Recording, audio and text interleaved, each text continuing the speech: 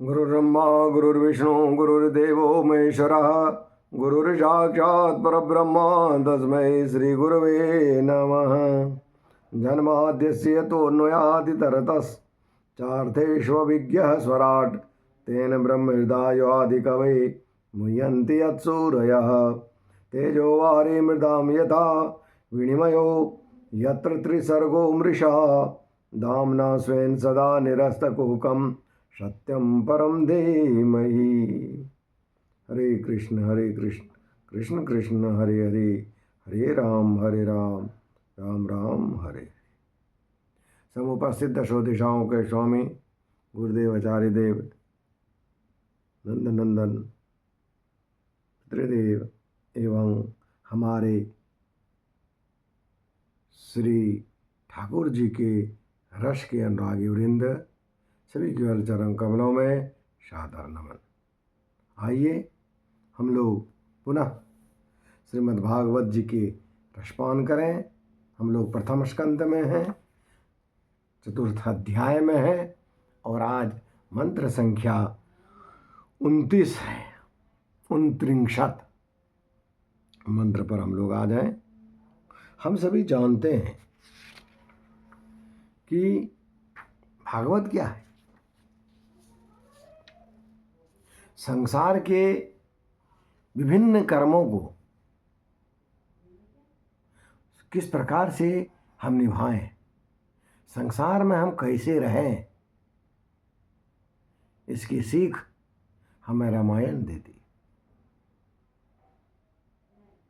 रामायण से हम ये सीखते हैं कि माता के साथ, पिता के साथ, भाई के साथ, बंधु के साथ, मित्र के साथ,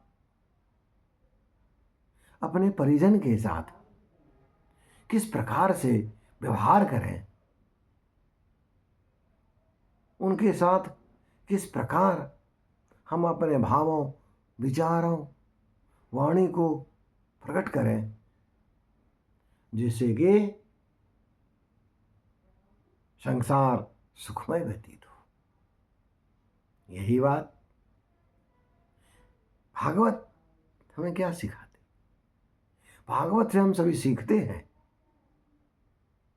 कि मेरा मृत्यु जब इस संसार को हम छोड़ दें तो वो मेरा किस प्रकार अगला संसार हो, ईश्वर मुझे किस प्रकार से मिले,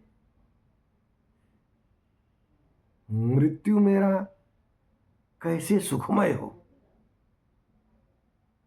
और उसके बाद का समय कितना सुंदर हो, उसके लिए हम लोग श्रीमद् भागवत का पान करते हैं। क्योंकि प्रभु कहे हैं ना, मोते अधिक संत करी लेखा। नवदा भक्ति में आया है, तुलसी बाबा कहे हैं, ऐसे सबरी मैया के मुख से कहलवाए हैं, मोते अधिक संत करी लेखा।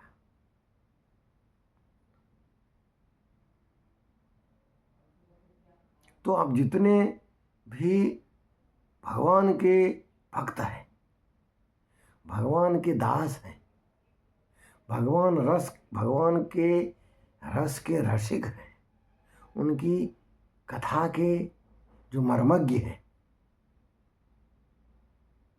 हमारे साधु संत भगवंत लोग, वो सभी क्या करते? वो सभी अपने जीवन को एक आनंदमय और सुखमय व्यतीत करते हैं। हम लोग भी यदि उसी तरह से करें तो जीवन क्या हो जाएगा? धन्य धन्य हो जाएगा। आइए अपने परलोक को, मृत्यु के बाद के समय को सुधारना हो तो भागवत का स्मरण करें, संसार सुधारना हो वर्तमान में तो रामायण जी का स्मरण करें। आइए हम लोग प्रवेश करते हैं। 29वां श्लोक हमारे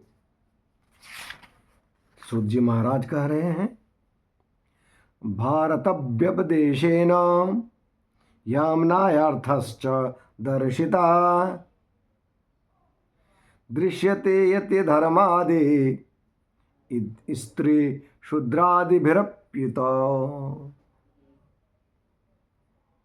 हम लोगों ने पिछले दिन भी देखे हैं कि हमारे व्यास जी महाराज सरस्वती नदी के तट पर एकांत में बैठे हैं, चिंतन कर रहे हैं कि मैंने बहुत सारा काम किया है, वेद आदि का सम्मान किया है, साथ ही साथ बहुत सारे ग्रंथ भी लिखे हैं, गुरुजनों का सम्मान किया है, फिर भी मन में शांति नहीं। क्या कारण? उसी क्रम में वो आगे कहते हैं कि महाभारत की रचना के बहाने मैंने वेद के अर्थ को खोल दिया है, जिससे स्त्री शूद्र आदि भी अपने अपने धर्म कर्म का ज्ञान प्राप्त कर लेते हैं। देखिए, हम सभी क्या करते हैं, मेरा क्या धर्म है और मेरा क्या कर्म है, ये हम सभी जानते ही नहीं हैं और अपना ढोल बजाते रहते। हम लोगों को यदि अपने कर्म का भान हो जाए, अपने धर्म का भान हो जाए, तो फिर हम लोग कोई भी वैसा काम नहीं करेंगे जो दूसरों को कष्ट हो।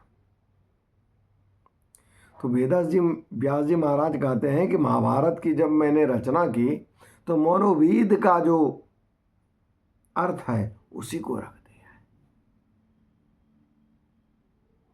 लोग वेद नहीं पढ़ पाएंगे तो उनके अर्थ को भिन्न रूप में रख दिया, और जितने भी हमारे सांसारिक प्राणी हैं, लोग हैं, उन सभी को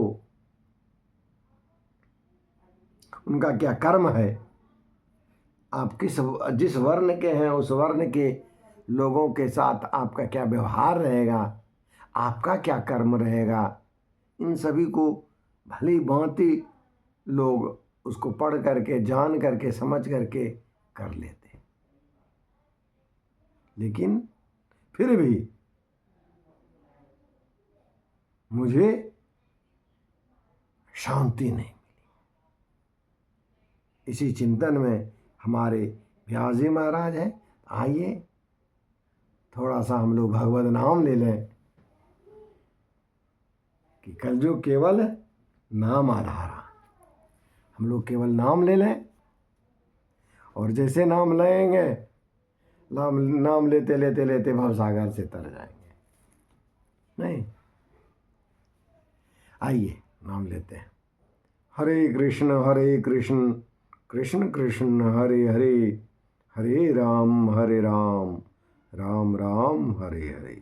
श्री कृष्ण गुरु चरणों और प्रेम से बोलिए राधे राधे।